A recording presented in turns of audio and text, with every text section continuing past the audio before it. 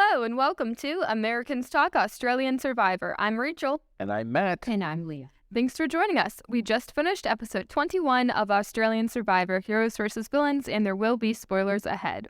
Before we get started, we just wanted to give a shout out to everyone who responded to us on social media, on Instagram, TikTok, and over email. We really appreciated the engagement. We had a lot of discussions about if the producers did have an influence on the game, and it sounds like most people are agreeing that they did not. So thank you particularly to Angela and Asha for reaching out through email with really in-depth thought processes. We really appreciate it, and don't forget you can always find us at ATA Survivor at Instagram and TikTok, or at ataustraliansurvivor@gmail.com. And that information you can find in our show notes. Yes, so you'll never forget it. All right, so let's jump into the episode. So we watch all of the six tribe members now, go back to camp, and we see Nina and Gerry go to their little isolation pit. It was kind of a funny little pit, just like a little wooden fence that would be very easy to step over, and they had to stay in this small circle of sand and just sit there by themselves with nothing but the clothes that they brought with them. Yeah, I was surprised by how small their little circle was. I thought they'd have a bigger space. No blankets or pillows or anything the first night. Yeah, very strange. But it was nice to see that their tribe mates brought them dinner, and then we saw, everyone come by and talk to them. So they weren't totally isolated, but it was definitely kind of a weird setup. Well, yeah, I would hope that people would help them. Right. Yeah. It's just very strange. But they just had to sit there and talk to themselves, Gerry and Nina. It was just the two of them. If you don't talk to each other, you don't talk to anybody. Unless someone comes up to the pit. Right. But they did take advantage of that. So Nina and Gerry spoke, and Nina explained that she voted for Gerry because George had told her to in the past. He was the sort of safety net in case Simon had an idol. And George was pretty upset by this, or Gerry, was very upset by this because he didn't really see himself as a disposable player that George was treating him like. Yeah, Gerry said George threw him underneath the bus, and that after that, he's going to treat people like they treat him. It was interesting. Nina told Gerry about the two alliances, the two groups of three that George has going to the end. And she was spot on, right? Yep, the Jacuzzi Alliance and the Boys Alliance. Right. Yeah, so they have a lot to talk about. And then Nina says to the camera she was fooled by George. Now she's in a playpen with Gerry. That was pretty. That did look like a little playpen for a toddler or something. It was a small space. It was funny at night when Simon came up to talk to them and George came creeping up behind the tree and was trying to eavesdrop on them. But it didn't really show us that much that George learned anything really that valuable. No, but once again, Simon's trying to get people to listen to him. And he said, now's the time to vote out George. Right. I mean, a logical time. Yeah. So he's trying to make things happen again. Yeah, Simon was absolutely capitalizing on the drama of the night and kind of the insecurities that have been exposed within the tribal lines. And George is playing the game too. He's sneaking up and listening. I don't really think he could hear anything. I didn't really look like he was close enough, but I guess at least he tried. Right, but George figures out soon enough that Gerry's upset. Yeah. And we open up at day 42 the next morning. 42 days have been out. I mean, this is crazy. Coming up on a month and a half. Time. Oh, my God. So then we see George bring a chair to Gerry and Nina, and although it was One nice, chair. Yeah, just one, and it was a nice gesture, but I kind of thought that it might have been more so him trying to gain back trust, because then we see they were asleep when that happened, and as soon as they wake up, he's back saying, "Oh, I brought you a chair." It's not just a good deed; it's kind of for some power. It felt like. Right, and then George is panicking. He said he is panicking. He's very worried about Nina and Gerry speaking. He said, angry Nina harping at Gerry. Yeah, so we saw George, Gerry, and Matt talking at the pen along with Nina kind of in the background, and George was explaining that he just got nervous and he told Liz to switch her vote to Nina. They didn't mean to leave Matt and Gerry out of the vote, and he was pretty apologetic trying to mend fences there. And Gerry said, I lost my trust in both of you. Yeah, so this was a big turning point for Gerry. Certainly seemed like Gerry was on the way out, right? Like he had had enough with George. Yeah, but George still thinks that Gerry is fine. He kept telling everyone, Liz and everyone, nope, Gerry's fine. Right. And it certainly didn't seem that way in the sound bites we saw. Well, Gerry is a very loyal player, and we saw that when he got flipped over to the villains tribe and then he went back to the heroes. He made that choice to go back to his original alliance. So I think that kind of showed us, even though they didn't really respect him as much as they should have, he definitely sort of values loyalty the most in this game. So once he sets that alliance, I think it's very difficult for him to break away. Right, but he also said that it only takes a second to lose trust. Yeah. And a long time to gain it. I do think it takes him a while, though. After the trust is broken, it still takes him a while to really act on that, which is sort of what we saw today. So then, right off the bat, we go to immunity challenge. Yeah, so Gerry and Nina are not able to go to the challenge. They have to stay on their isolation island. So it's only 4 players at the immunity challenge, which really increases the odds quite a bit. Right, so yeah, they're stuck in their pen and they can't participate.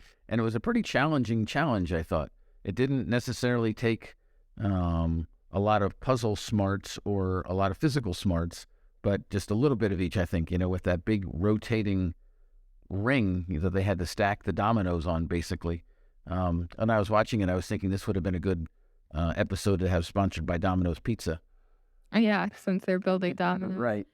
So it was very challenging to not knock them over as they rotated it. And I was thinking that the best thing to do would be to skip every other one, or every 10 or so skip one just in case they fall down. But no one seemed to have the problem of accidentally knocking them down as though they were knocking them down like dominoes. They were just kind of like falling off because the whole thing swung. Yeah, I think that the issue with that is that since you're only able to place your pieces through that certain window, that if you were to skip every 10 pieces or whatever, then you'd have to twist your giant circle back, and then it's just going to be extra work for you at the end. So it's better to just go all in right at the beginning. Sure, more chance for wobbling and falling over. So it was very difficult, and Simon, right off the bat, is leading the challenge, right? He figured it out and knew how to do it. Jonathan said he's back in cat mode, just like he always is. Yeah. And we've seen Simon do very well at these balance, concentration, movement type puzzles.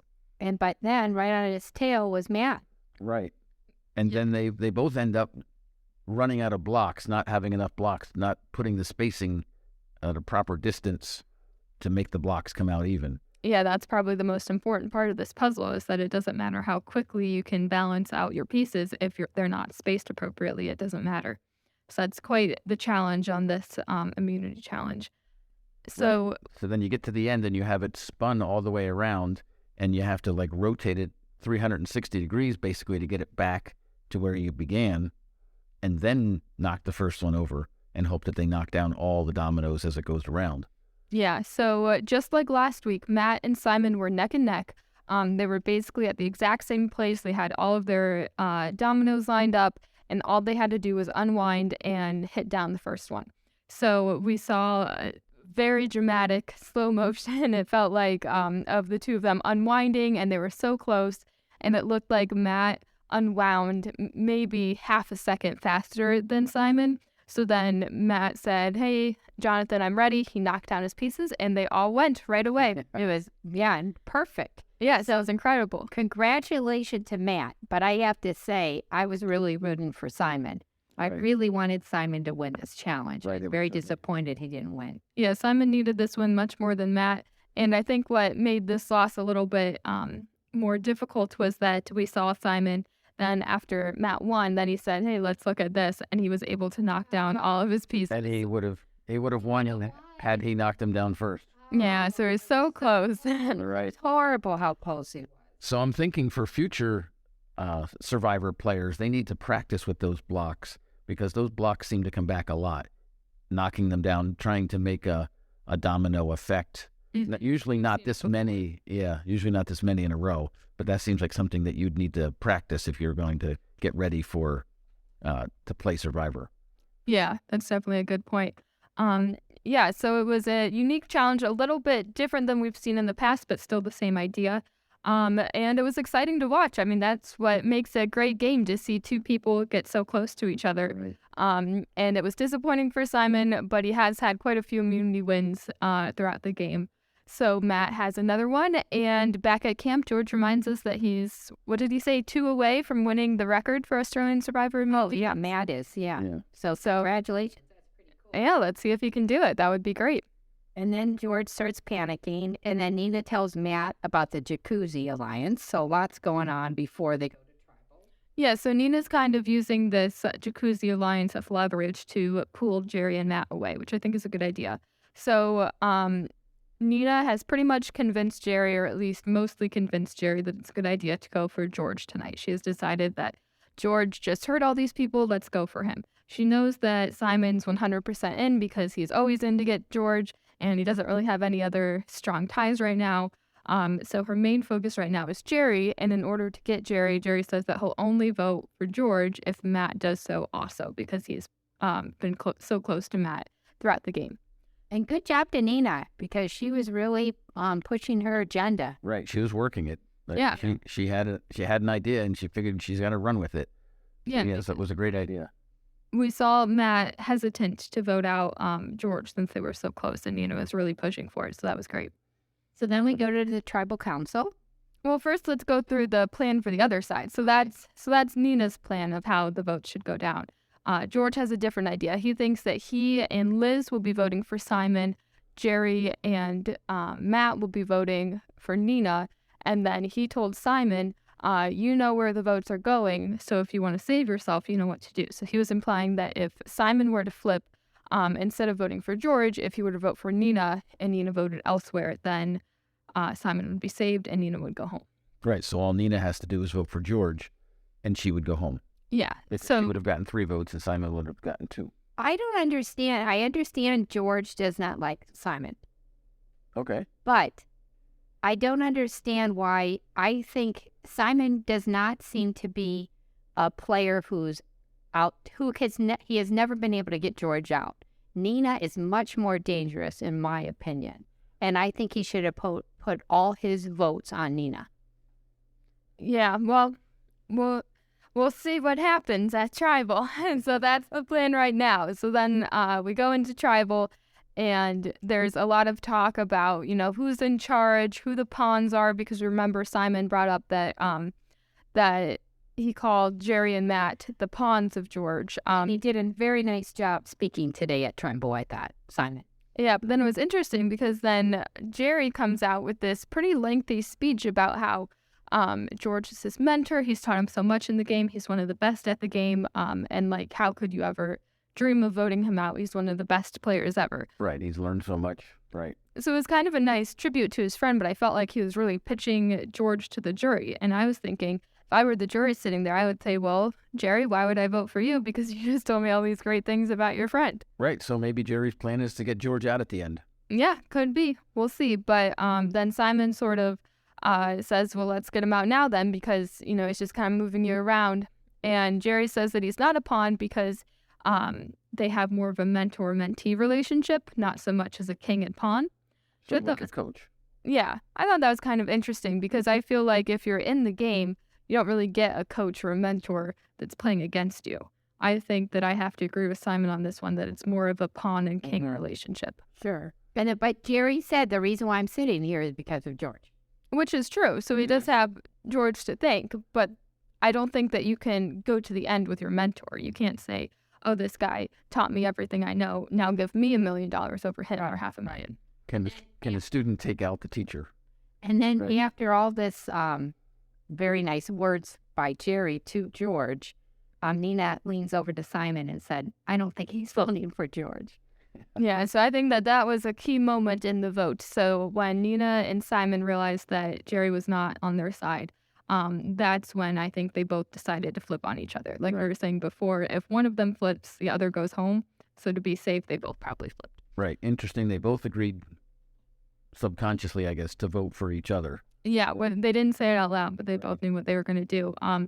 And I think that it was kind of a bad move on Gerry's part. He kind of gave away his whole plan. Not that he really had much of a plan, but I feel like Gerry might be a little bit too open about how he's voting. It was very obvious where he was voting tonight. Right. But anyway, so then we get to the votes, and it's a 3-3 split, 3 for Nina, 3 for Simon. And on the revote, unfortunately, Simon goes home. Oh, no. I really, really wanted to see Simon and George at the end. And not until this happened did I realize that I wanted Simon to win. All this time I've been voting for George because I think George plays a fantastic game. But when I saw Simon being voted out, I thought, oh my gosh, I believe Simon should have won because he stayed there through all those people wanting to get rid of him all these days. Yeah, And there he was. And he won many challenges. Yeah. So yeah, many He was more than George. Very, very, very good player. Right. So before you mentioned, Leah, that Nina would have been a better person to vote out because she's more strategic than Simon, because Simon is kind of just stumbling along, it seems like, and winning challenges, but not necessarily with a game plan. But Simon is so powerful in the challenges that he wins one or two more immunity challenges, and he's in the final two. Well, I think he should have been in the final two. I know, but that's I think George has been thinking this all along. Well, since the beginning. Yes, I gotta get rid of that guy. He's a thorn in my side. I gotta get rid of him. Well, I think George was short-sighted. I think Nina was a bigger threat than Simon. So we'll see tomorrow. And we've discussed before how Nina has a lot of friends on the jury, so keeping Nina around is very dangerous to everyone's game because if she makes it to the end, she might win. Right. So now is the time to get rid of Nina next, because Been today. right, because then all of them are sort of like on the same. They're all kind of all grouped together. The final people would all. They all have the same enemies. Yeah. Right. But I give it to Simon. He did a very nice job when he was leaving. He said very kind words to George. He thanked him. He said he enjoyed playing with him. Toe to toe. Mm-hmm. Yeah, so it was interesting how nice he was being. I don't think I would have been that kind if I were Simon. But it also made me think that maybe if Simon's on the jury and George makes it to the end, I wonder if Simon will vote for him because he was very complimentary of George's game. Well, it's definitely the people are very nice when they get voted out on Australian Survivor. There never really seems to be any harsh words. They seem to be happy. I made it this far. Thank you. Yeah, they're just nice. They seem to be very nice individuals as a whole. Right. People in Australia. Yeah, whereas on the U.S. version, people are, they won't say goodbye. They're yelling back, Yeah, you did this to me. Yeah. And it's a little bit different. Yeah, we're more fighter. It might also be because the stakes are a little bit higher. We just received an email this week telling us that the players don't have any second or third place prizes. It's just that $500,000 for the winner. So I guess maybe it's a little bit different. Maybe you don't go for the money like you do in U.S. Survivor. I don't know. I mean, Simon was saying this money could change your life. Yeah. I'm just thinking maybe you go in more with the attitude of I'll go have a good time and maybe I'll win some money. Whereas in the U.S. version, it seems like people say I'm here to win $1 million Right. or to win the $500,000 at second place or whatever it is. Yeah. Well, to Simon on being such a great player and also for being such a positive person when he was voted out. But then when they went back to the thing after, when he interview? voted out, Like the. he was once again such a nice person, and he was not complaining. And then he ended, and I won a car. So congratulations, Right. Simon. Yeah, so he played a great game. He unfortunately didn't accomplish his one goal of getting out George. That was disappointing since that was his only goal in the game. But yeah, we were not the biggest fans of him at the beginning of the season, but we love him now. So great game, Simon. We wish you would have made it longer. I'm sure he's a great guy. He'd be a great person to have lived next door to you, right? He'd be a nice Yeah, friend. he seemed like he'd be a wonderful person. And he responds to our comments on Instagram more than any other player. Well, there you go. That's why we like him. The biggest player. I like him because I've watched how he plays on Survivor. I just like the way The biggest. Maybe he'll be fan. on American Survivor next. Yeah, you never know what's going to happen. That would be a surprise. Yeah, twist at the end. Right. He drives in his Isuzu Yeah, truck and yeah. starts playing. So we're very, very sad about Simon, but He played a good game. yeah, he played a good game. Yeah, and now we're down to the final 5. Wow. So Right. who would have guessed at the beginning of the game that our final 5 would be George, Gerry, Matt, Nina, and Liz? Not me. No. Never. So it's exciting to see where this will end up in the coming days of Survivor. Yeah, so congratulations to the final 5. Yeah, it's a huge accomplishment, and we're excited to see how it all ends up. Just a couple more episodes to go. Yeah, so we'll be back tomorrow with a new episode. In the meantime, don't forget to follow us at ATA Survivor on Instagram and TikTok. Send us an email at ataustraliansurvivor@gmail.com or even leave us a voicemail at 475-4-podcast. We'd love to hear your thoughts. Bye. Thanks for listening. Goodbye.